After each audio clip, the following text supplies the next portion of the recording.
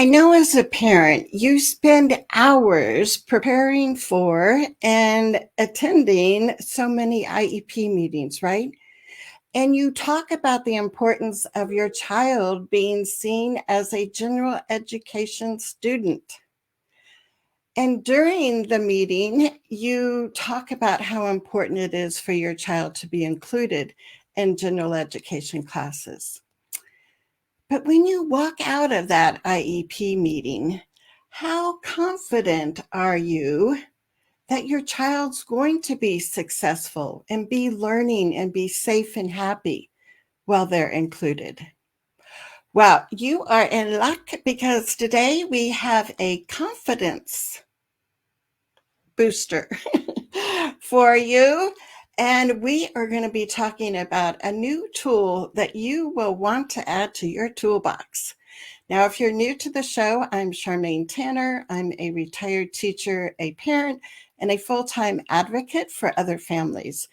And I host this weekly Facebook Live show so we can provide free training for parents and educators because we know that it's so important for us to understand the whole special ed process, but also understand and feel confident that we can advocate for inclusion for our kids. So today we're lucky because we have a couple doctors in the house. Dr. Jessica Bowman is with us, and also Dr. Jen Sommerness is here. She is back.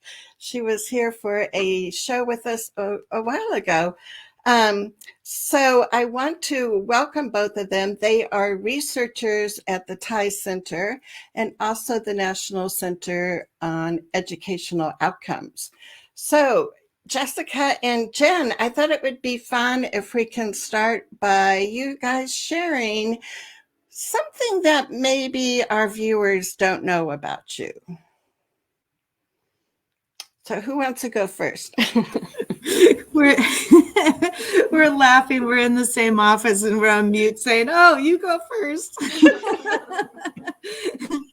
Wow, thanks for having us.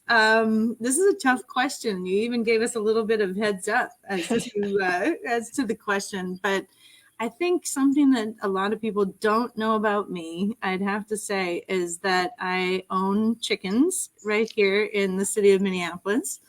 And now those very same chickens happen to be a part of a baking show on the Magnolia channel. So you'll have to look them up. They are now famous chickens. So yeah. Wow, how fun is that? So that's pretty fun. I am now known as the chicken lady. So so that's a little tidbit that people don't typically know. And Jessica, what's that one thing that people don't know about you? Yeah, so this year I just started leading a Girl Scout troop where my twins are a part of. So they're 9 years old. And yeah, I was just trying to think, like, not a lot of people know that about me. So yeah. And I can vouch for what Jen said. I've seen the show. I've seen her chickens. They are famous. Well, I'm going to have to go look that up, and I'll put the link. I send out a newsletter tomorrow morning. I'll put the link in there for Jen's chickens. So for sure, you want to sign up and be on our email list, right?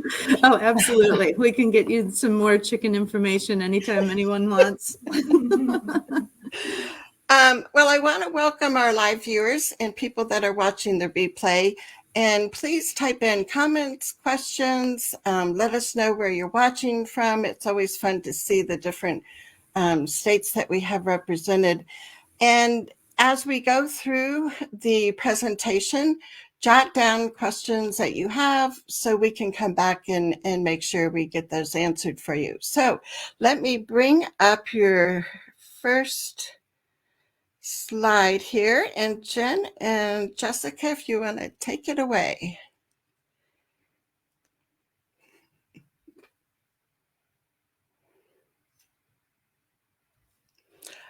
Is Jen talking? I think her mic's Is her mic muted or? Oh, here we go. We were just figuring out between the two of us who's going first. We thought we'd save you guys that, but there you go. You have it. You have it anyway. We are just so glad to be here with you today and share this particular resource. I know Charmaine was able to catch, I think, the National Down Syndrome Congress webinar that we were covering this in great detail. And this is one of those things that we've been working on for the last, I don't know, but it's with our partners at the University of Washington Herring Center. Want to make sure to do a shout out to them on this as well, because this comprehensive inclusive education resource is the General Education Inclusive IEP resource. And today we're going to talk more specifically around the Education Day at a Glance tool, which is a part of it. But just to, give you an overarching view, to put some context around it and have people understand the resource itself and the usefulness of it, we're really focusing on creating and providing an inclusive and curricular and instructional program. And with that, it acknowledges, three assumptions that we have, which I know, Charmaine, you talk about these all the time, but we will shout it from the rooftops again, that each child is a general education student. So that's a huge piece of this. And that the general ed curriculum and routines, as well as the IEP, comprise that full educational program. And so a lot of times we hear, how does that actually look? This is an answer to that. And the third assumption is, the IEP for a student who qualifies for special ed is not the student's curriculum. And so we really want to focus on that overarching lens with this resource. But then the Education Day at a Glance tool is something that is just a really useful, concise, targeted way to make sure that we're going to those ends. Great. I think, is this you, Jessica, or me? I could do it. Yeah. So if you're just here and you're wondering, like, well, what is the TIES Center? Well, just in a few words, we are the National Technical Assistance Center on Inclusive Practices and Policies with a focus on students with significant cognitive disabilities. And if you're wondering what TIES stands for, you'll see that on the right of the slide, time. So obviously students with disabilities being in general education classrooms, but not just that. The I stands for instructional effectiveness, E for engagement, and S for that support that's needed at the district and the state level for those inclusive practices. So that's kind of what we're all about. Today, our goals are first to walk you through the comprehensive inclusive education resource with a specific focus on the Education at a Glance tool and how that can be used to organize many aspects of a student's day, and how you as a parent can know how it is that the team is going to work with your child throughout their school day. So without further ado. Are you going to say something, Jen? Yeah, sorry. One thing that I was going to say about that last slide too is that really thinking about that second bullet about how this isn't like an additional thing or an add-on or anything. It's meant to be like developed and incorporated into absolutely any district or school's IEP process. And so this isn't something new and something, that teachers would think, oh, now we have to do that too. This is supposed to be embedded and really helpful and supportive to make whatever the IEP paperwork actually looks like, that you can use it anywhere. So just wanted to say that as well.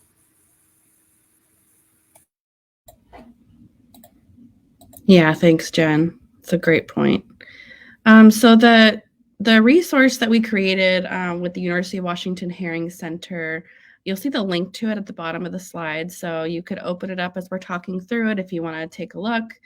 So there's 4 primary parts to the process that are detailed in this graphic, and we're going to focus on step 3. So we'll spend quite a bit of time there, but before we do that, we kind of wanted to give the context of the whole tool, so you see kind of how all the pieces fit together.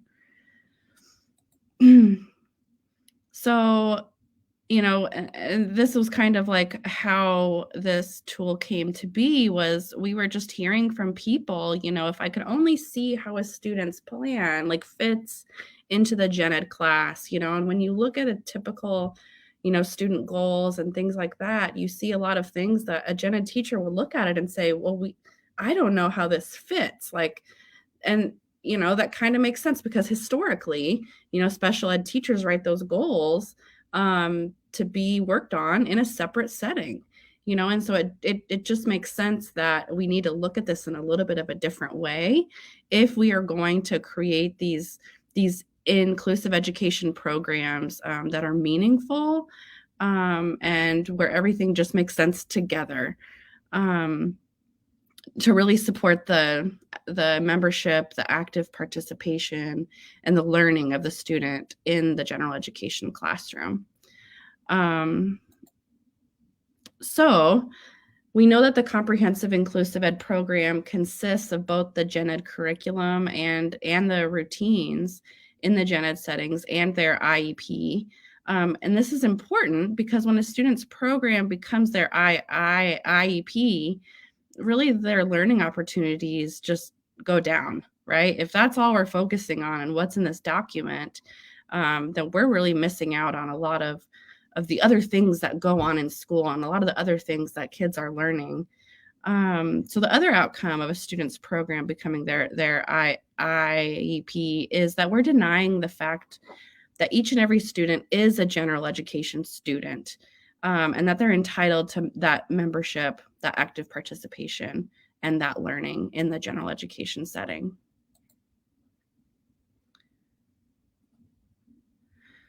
So we know that the job of the IEP is to really support students' progress in the general education curriculum and the routines of the classroom. And then there's other skills that our students need to learn, right? So that they can become more independent in the places that they go, whether that's home, school, at the grocery store. What does that look like? What are those skills that they also need some support with? Charmaine, I see a question in there. Do you think, that's a question for viewers? I'm guessing. So yeah, I was just interested to see if people could put in the comments, like in their school, how many, do the teachers actually see their child as a general ed student, or is it still like, the general ed teacher's like, oh, well, that's the special ed teacher's kid and that's their job to deal with. So if they just want to respond in the comments, that's fine. Yeah, that's a great question. I come from my background is as a special ed teacher, and I just remember so much like,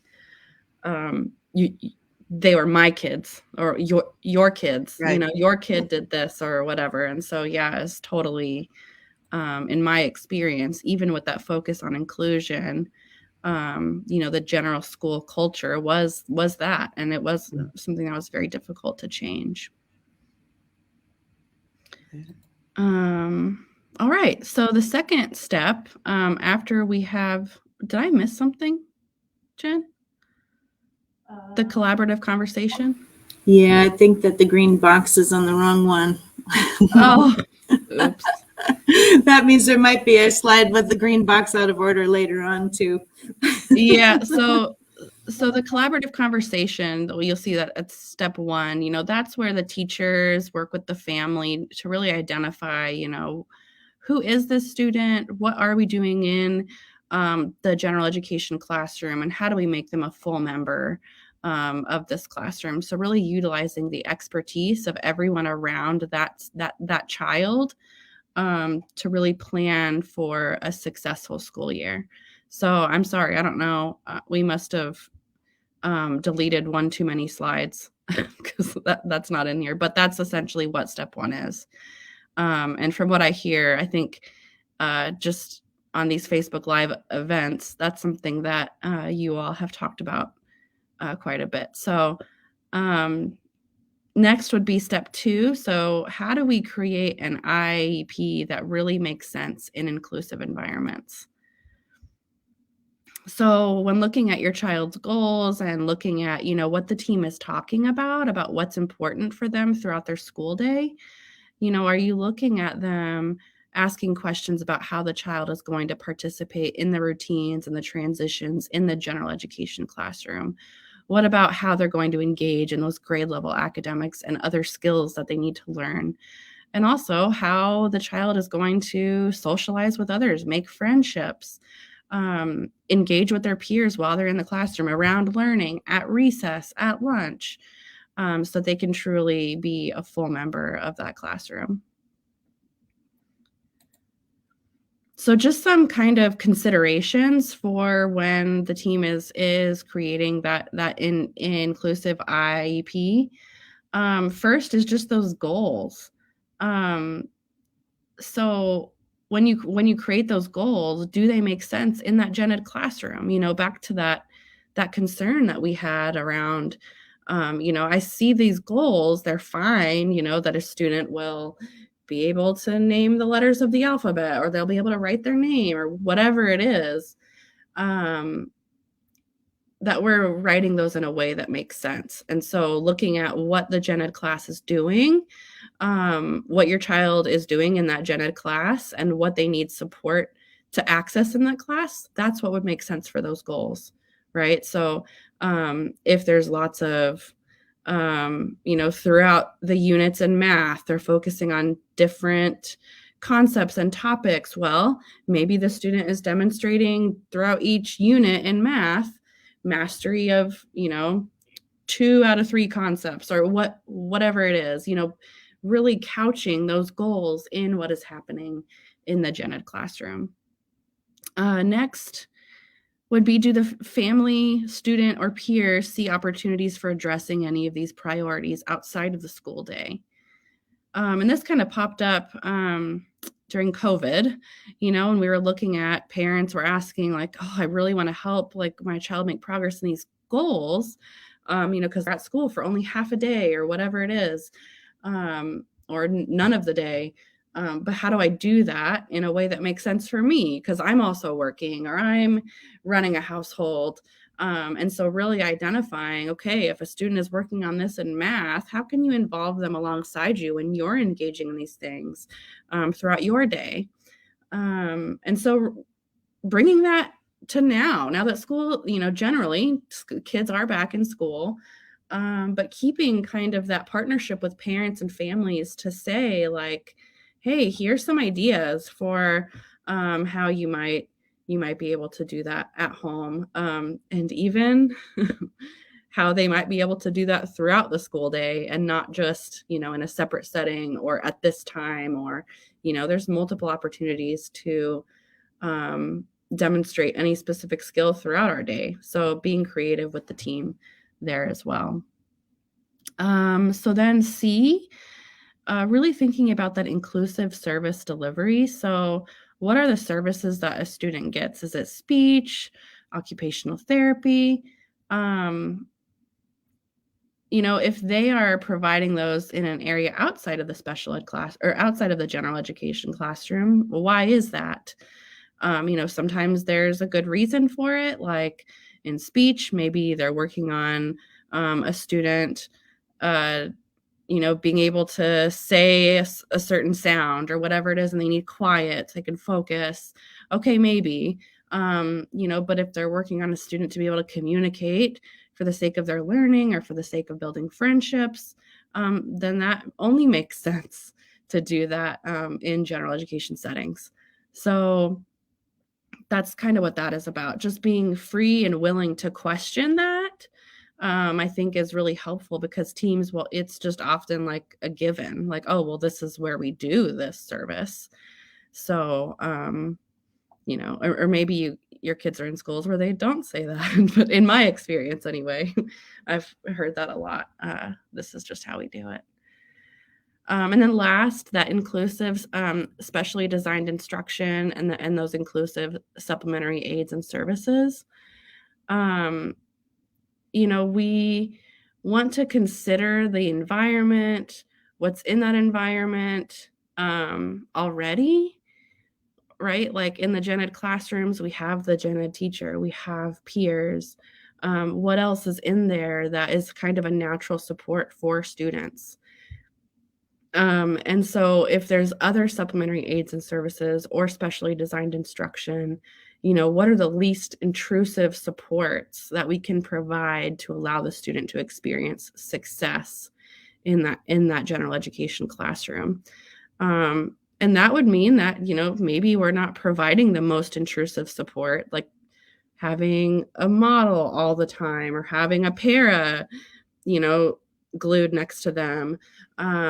Maybe we allow them to struggle a little bit like their peers. You know, school is hard and learning is hard. And my kids are in 4th grade right now. And I spent until 8:45 last night struggling through, you know, their math work. So that struggle is going to be there, and their job as a special ed teacher or as a team is not to take away the struggle just because they have a disability. Charmaine, were you going to say something? Well, I was just going to say, I think that's so important because sometimes with our helping, you know, culture, we want to help students more than they really needed. And that takes away some of their self-worth, I think, when we do that. You know, I'm thinking of when my son Dylan was in high school and one of his teachers said, "Oh, Dylan, you won't have to take the test tomorrow." And most high school kids would be like, "Yes, I don't have to take the test." But Dylan came home and was looking so sad. And I'm like, "Dylan, what's up?" And he's like, "Well, the teacher told me I don't have to take the test." And I said, "So, you know, are you feeling sad about that?" And he said, "Yeah, because the teacher doesn't think I'm smart enough." So, yeah, we don't need to help kids too much. We need to allow them to make mistakes and struggle. And that's a good part of life, right? I just think about like the agency and identity, you know, how do we make sure that kids have it in their own soundtrack in their head? Like as adults, what are we doing to make sure that they are thinking in terms of, I think I can, or I think I am, you know, like I think I am whatever, or I think I can do, you know, and I just think that that's the piece that you're talking about too. And I know someone too that used to hate tests and now, you know, just really wants to be there and doing it, and actually has a really tough time if there's something going on at school and he's missing it. And it took some doing, not only for the adults to figure that out, but for him to like see himself that way too. Right. You know, I think that, and that's unfortunate, but it can be done, you know, and this person is a high schooler as well. So it's like, no reason not to start these ways of thinking right now today, you know, it's free. Oh. Yes, exactly. Yes.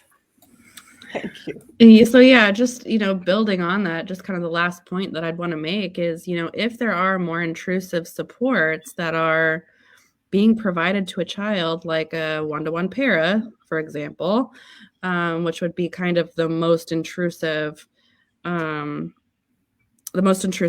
that they could you know, that a school can do, really, in my opinion. You know, sometimes that's needed, sometimes. But how is there a plan in place to fade that person, to fade what they're providing in favor of, you know, those supports that are just naturally in the classroom? Could that para begin to back off? Could that para start working with all the other students at the student with the disabilities table, you know, and then, you know, then half the class, and then they're help, you know, they're kind of a classroom help. And, you know, so just helping the team to think flexibly about what that looks like, Because again, sometimes that just feels like, oh, that's what we do. That's what this kid needs. And that the idea is that that's just what they're going to need forever, and that's just not true. So we want to make sure that we have a plan, and that the educators and the parents, that we're on the same page around what we want. We're thinking about the implications of what we're doing right now and making a plan for what we want the student's future to look like. So this is just a great quote by Terry Vandercook. She's the director of the Thai Center, and Jen York Barr, about, if the adults are separate, then the kids are separate. So it really requires all the adults to be working together to open up those opportunities for students with disabilities to have greater access to the general education setting. And really, when the adults are working together, then that trust is really built, and we can work together and problem solve. And sometimes stuff doesn't go as we hope, but that's okay. We come back together and we figure it out. So it's when we're kind of separate and there's that, oh, this isn't working, well, they need to go back there, and that problem solving and that relationship building just isn't there to make that happen. And so this is just such an essential thing when we're thinking about everyone involved in a kid's team.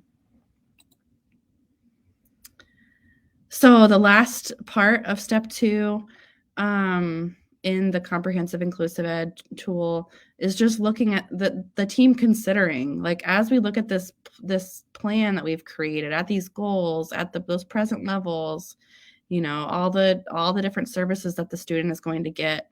When you look at all of these things together, asking yourself as a team, will the student experience membership? Will they be actively participating at school, and will they be learning the grade level general education curriculum? So just being able to kind of step back, see what they've done, reflect on those questions, because, these are some really important things about school. And if we're doing so many special things, that we're taking that school experience out of it, and they're not going to get a chance to experience school, in a similar way, then the team may need to reconsider some of those things. So just some really great questions to have in your back pocket.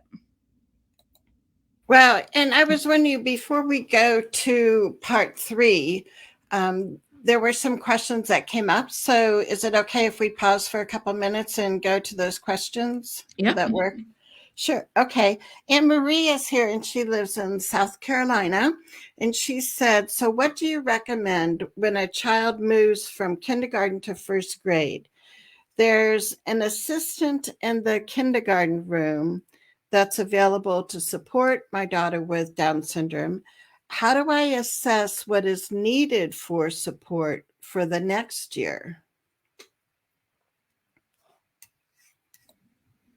Yeah, I mean, that's a tough one. I would just say, like, what are the strengths of your child when, what are those supports that they're getting from the current para in the kindergarten class?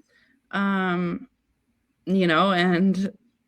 if, like, I hopefully that para is supporting the whole class, and they're not just supporting the child, the child with a disability constantly.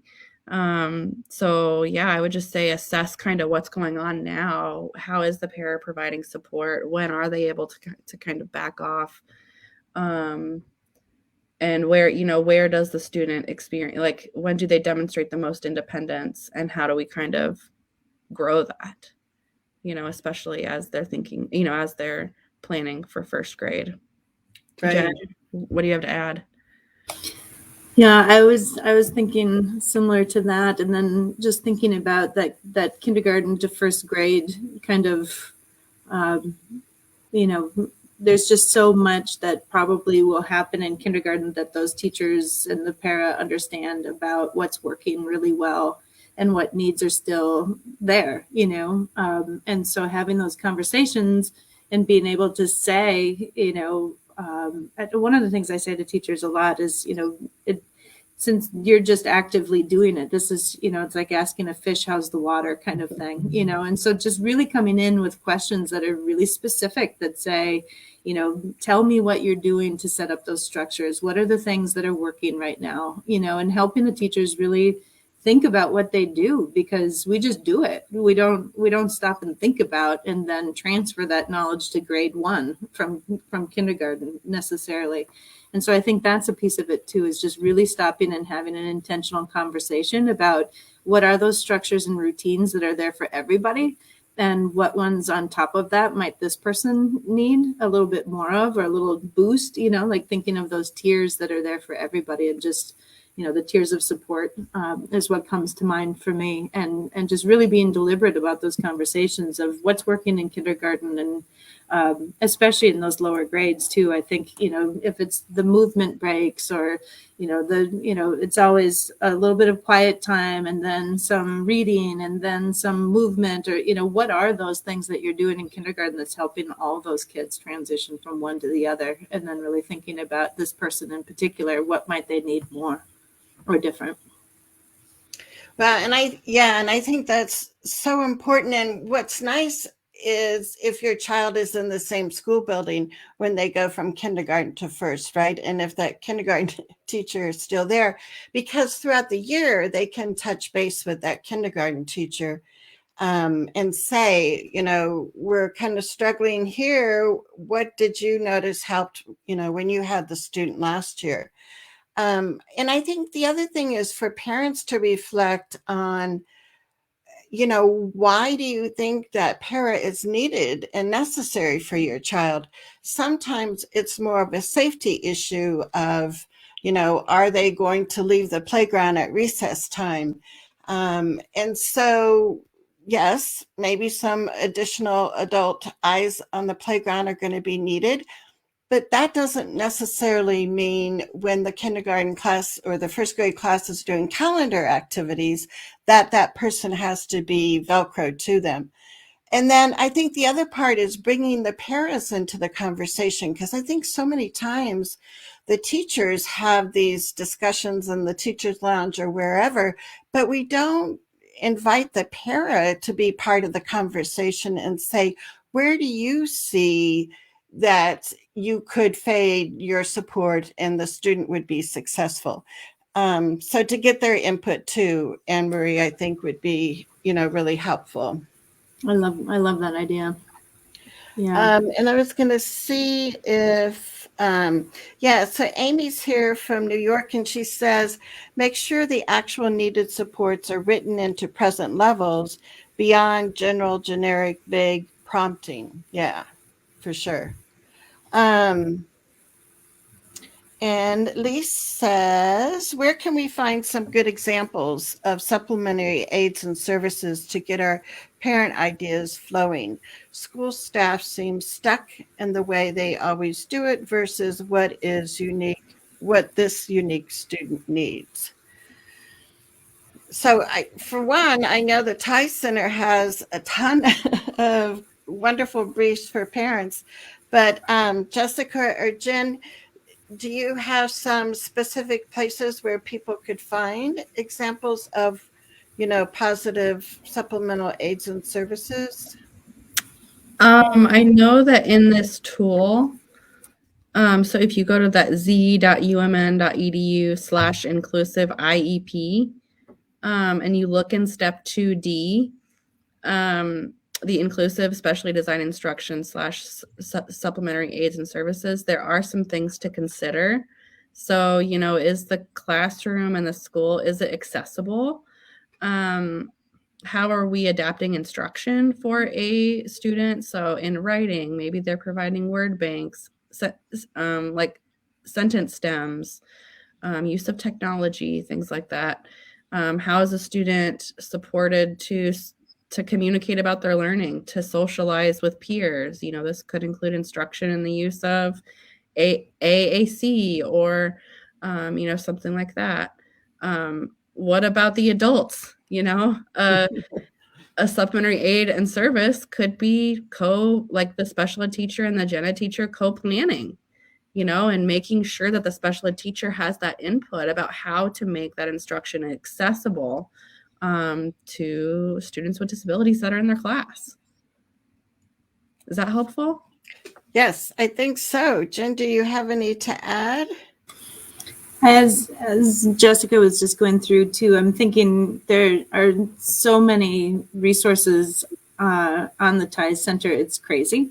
And so the website, I would say that, we could do an hour worth of deep dive and tell you why each one of those would be a really great thing.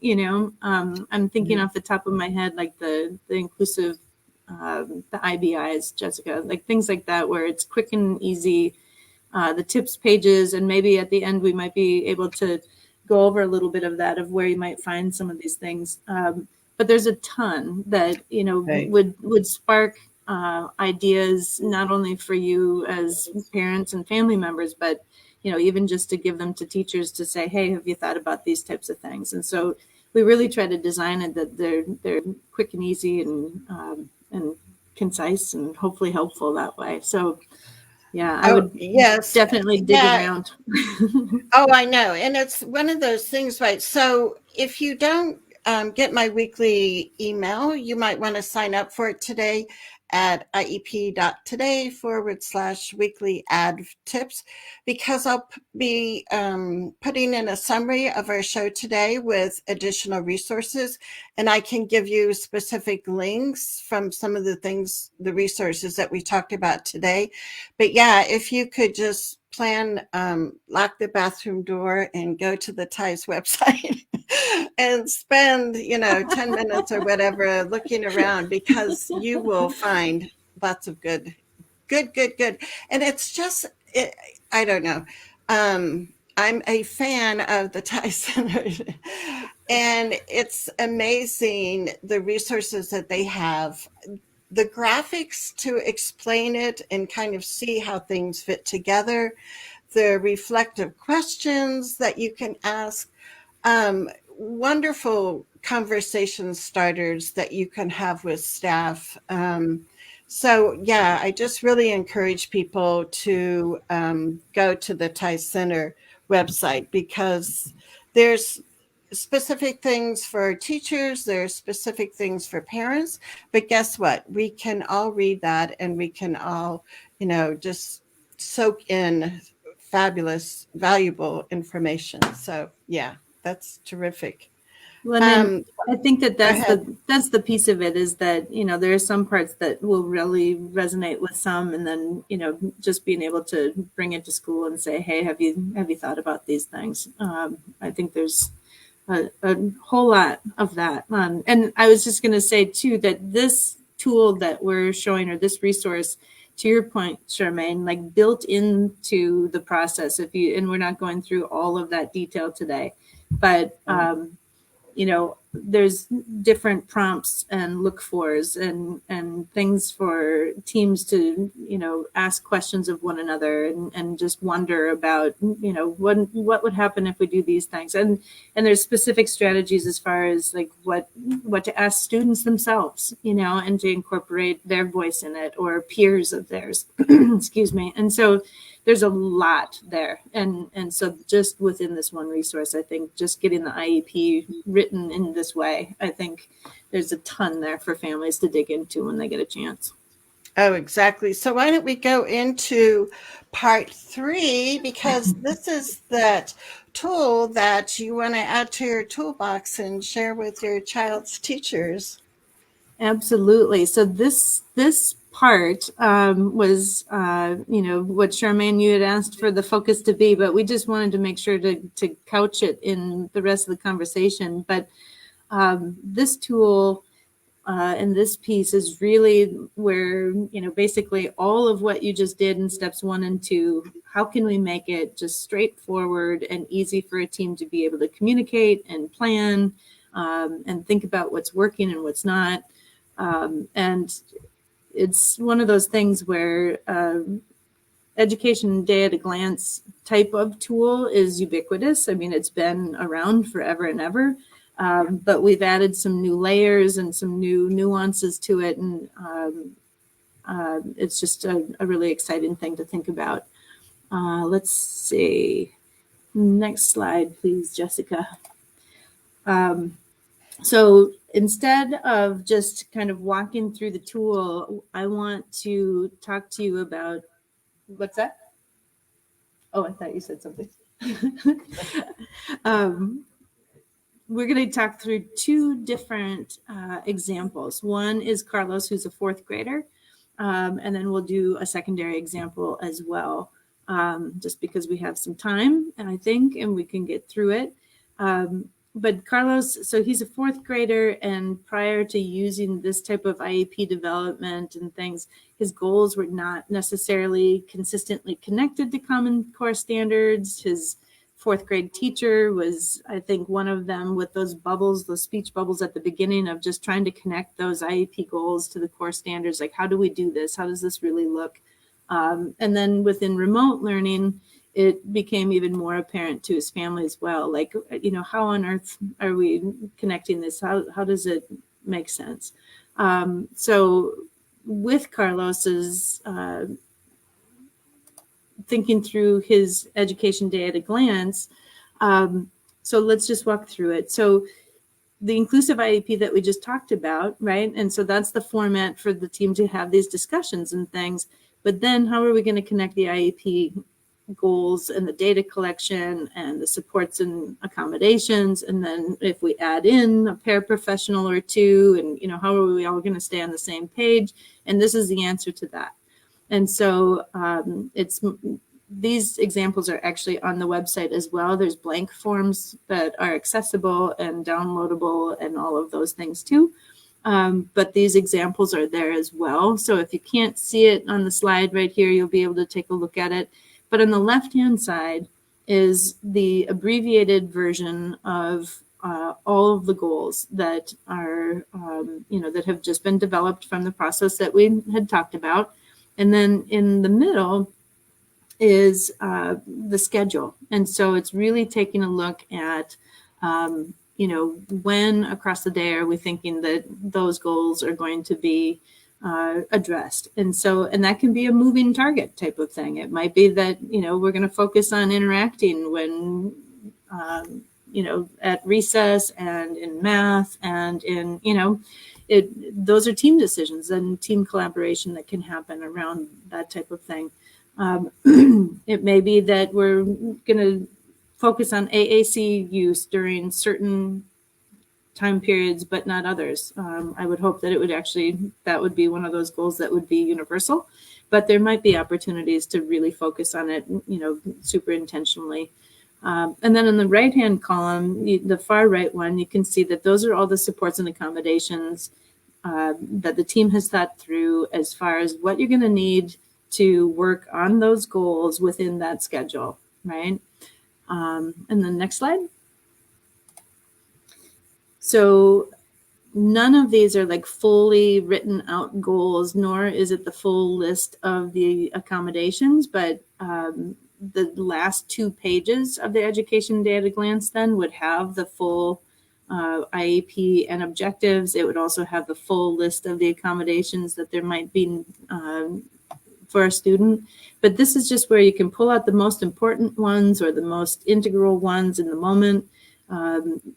Teams can also like highlight which ones you're thinking of taking data and, really collaborate around things that way.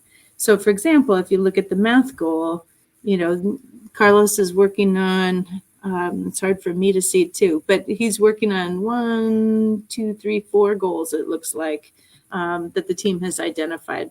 And if you think about it, how easy is it then for this to be sent home even, and have families know exactly what the focus is going to be and have conversations about it. And again, there might be things that are going on at home that, families might want to say, hey, it's really important for us to be focusing on, this goal, right now, and how can we fit that in or emphasize it more? So that's a nice way to think about this as well. Next slide. So again, when we were talking about not having like the full-blown IEP goals, but we do want to have those somewhere. And so the last 2 pages would include this, and these are just snapshots of it, of course, but Carlos's, his page 3 would be all of his IEP goals, and his page 4 with everything, more detailed out and specific. And so you can have more detail there if people need it, which also, like if, you consider a situation where a paraprofessional has a sub or something like that. Again, this is something that's super handy in those instances as well.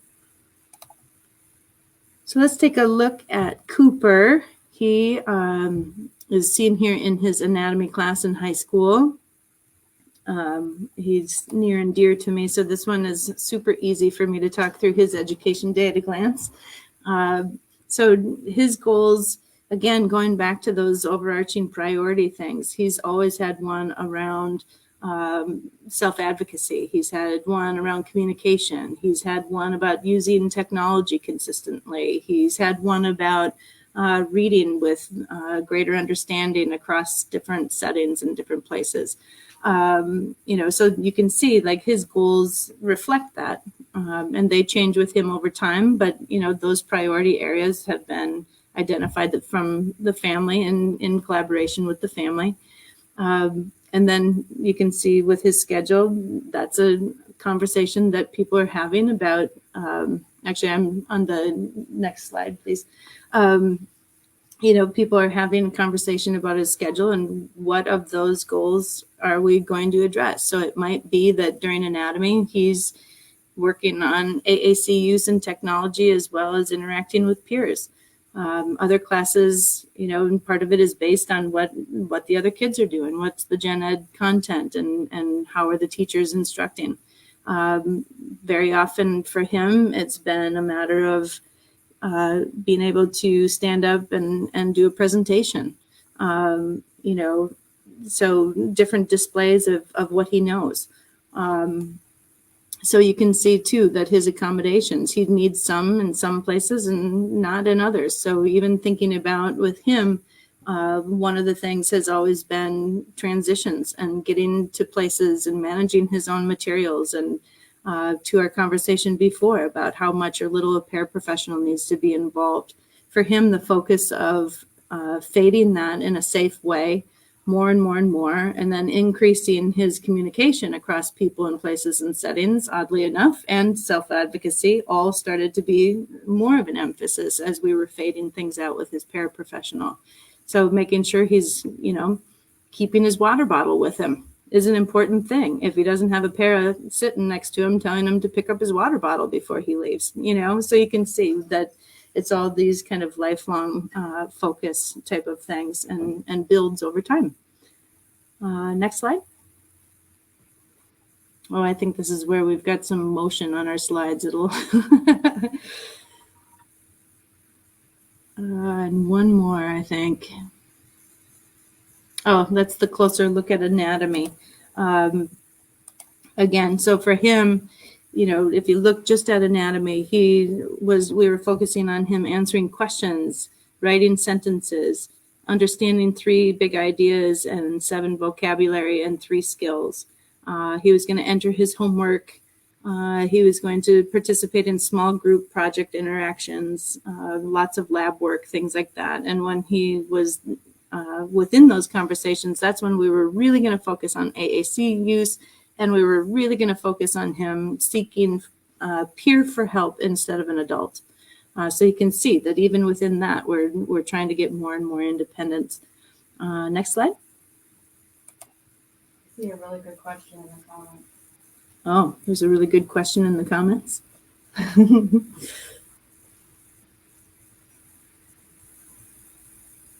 You see that? Oh, yeah. Where would the use of this tool be added to an IEP to ensure it's used? We hadn't really thought about where to add that in an IEP, but honestly, I think that it's something that could be in the supports. Having a conversation with a team about how an education day at a glance could be one of the supports or services that, that's listed there, or accommodation. I think that's a great idea, actually. What do others think? Well, I always think back to an attorney who had said to me one time that it doesn't necessarily matter where it's in the IEP as long as it's in the IEP. Right. So sometimes, as an advocate, when we're at meetings, I'll make some suggestions like, well, we could put this in the optional statement of service delivery and explain it there. We could add it to the supplementary aids and services part. And then have the school members of the team kind of decide, because it's nice when you have a choice. So give them a couple choices. But yeah, you do want to have this embedded, because otherwise you're not really going to be able to hold the school accountable that it's going to happen. And the other thing that I often caution parents with is not to say it's going to be attached to the IEP, because attachments have a way of getting lost. So yeah, I would, and maybe talk to some people on the IEP team before the meeting and say, what do you think? Where would be a good place that we could, embed this within the document? And we might have people in our viewing audience that also have ideas. Where could this be? Well, Gail was saying the attachment. Yeah. And that's just my caution. And Don said maybe in the progress reporting area. So yeah, I was going to say the same thing too, that present levels is such a great place to put all sorts of stuff, and it could be that, currently the team is using an education data glance to support collaboration, et cetera, and that can all go in that space. Right. And what Tricia is saying is, what's most important is that the general ed teacher and the parent and the aide have a copy, and that they, I think part of it is because if they're in the IEP meeting when it's being developed, or you have this conversation before the IEP meeting and then make sure it's in writing, but is to, again, ensure that people have ownership of it, so they're more likely to actually implement it. And then, if you have a weekly communication or monthly meeting with staff, that could be one of the items always on the agenda is, how is that working? Do we need to tweak anything here? Because you don't want to wait to the end of the school year and say, well, that really never worked. It's like, what? No, right. We need to know that ahead of time, and we need to know what's working well, and then how can we replicate that, right? And I think that this is like the perfect thing to use as that conversation starter and the tie that binds the team together. It's just such a collaborative tool in that way, that it's, it comes from the IEP collaboration, but then it's also an ongoing support for everybody to know and stay on the same page and be transparent and problem solve. So I really like that idea. These are just a couple of visuals to see in action what that IEP looks like coming to life then, based on those accommodations and goals we just looked at. So, one of the things that's a goal for him is keeping track of the date and understanding what day it is and using his calendar. So we have that button. This is his AAC device, by the way, and then a picture within it that he took because he wanted to take a picture of it, be able to talk about it at home with mom. Also something that he is able to take pictures of things and turn it in as part of homework, things like that. But this is in his anatomy class, and you can see the different vocabulary words that he has that are built in with sentences that he's created and that he's able to read. And then, of course, there's this picture has all sorts of different things built right into it. So, he's communicating, he's emailing and letting people know what it is that he's been up to. This was something that was not only helpful for home to understand what's going on, but it was him reading and writing and doing all those things. Excuse me. And then the image that's on there was something that was used as a pre-teaching type of thing, but then also as an assessment in his class with Google slides and things. And so once these things are kind of set up, once those structures are there, once we know what it is that we're hoping that people are going to do more often and across more and different people and places, then you can see where those three overarching buckets of, learning priorities and pulling those goals from there allows such great access to the general ed content. I think, yeah. So really, I know that we only have a little bit of time left here, but, really thinking about how, again, going back to that slide earlier, thinking about the general ed curriculum and the routines, hopefully by going through this, you can see where, that's such an important integral part. And their IEP also is an important integral part. And so I think that this Education Day at a Glance tool hopes to bring both of those things together and have everybody on the same page. The fourth step, just because we want to close the loop, is that ongoing collaboration. So not only just between home and school, but also, between the teachers, the gen ed teachers, the special ed teachers, the related service and support staff. Those are all ongoing collaborations. And to Charmaine's point of, whether it's a monthly meeting or something like that, this is a perfect thing to bring up and have it as an ongoing conversation. Another TIES tool that we want to suggest is the 5-15-45. And I think the link, I'm not sure if we shared that link. If not, the 5-15-45 tool was developed with our partners at CAST. And if you don't know about CAST focuses on universal design for learning. And so this tool is really for gen ed teachers and special ed teachers to really be able to, whether they have 5 minutes or 15 minutes or 45 minutes, to really be able to figure out that planning and that collaboration. And again, it has all sorts of questions about look-fors and success indicators, and it gets them collaborating really well.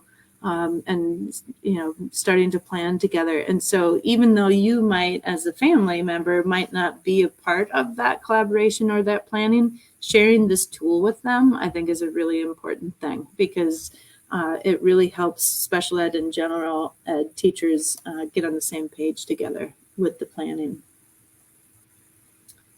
I think that brings us to the TIES resources page that we were thinking of maybe showing people a little bit of where things might be. I don't know how we are on time, Charmaine, or if there are questions or what the best use of time would be.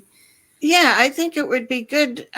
Lee had said that she was looking for Cooper's secondary example, and she was wondering is that in the resource? It should be on our within that website. I think there's the secondary example is there. Okay. And what I can do, Lee, when we get off is I can look up, kind of that page link or whatever and give it to you. But that's what is so nice is the examples that you can share with staff in there, and to know that these are not just tools that people are in a lab somewhere creating, but these are tools that people are actually using in schools. Right. And so we really encourage you to open this conversation with the staff in your child's school.